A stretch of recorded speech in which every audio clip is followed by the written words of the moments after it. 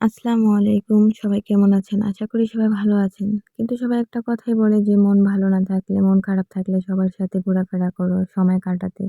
কিন্তু আমার তা মনে হয় না। কারণ আপনার মন ভালো হওয়ার কারণ কখনো এগুলো হতে পারে না। হয়তোবা ক্ষণিকের জন্য বা কিছু সময়ের জন্য। এর বেশি কিছুই না।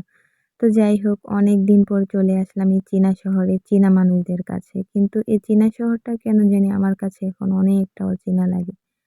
কারণ ভালো লাগে না। তো যাই হোক ৪ বোনই হুট করে প্ল্যান করলাম যে ঘুরতে যাবো। কোথায় যাবো? যে কথায় সেই কাজ।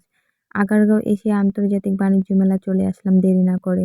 তো এই মেলাটা আগে এখানে অনেক বড় করেই হতো। এখন তো পূর্বাচল নিয়ে গেছে। তো ছিলাম ১.৫-২ ঘন্টার মতো। এই ১.৫-২ ঘন্টার মধ্যে কিছু কেনাকাটা করলাম, ঘুরলাম, ছবি তুললাম, ভিডিও করলাম, অনেকটা মজা করলাম। মানে সবকিছু মিলিয়ে আমার কাছে ভালোই লাগলো।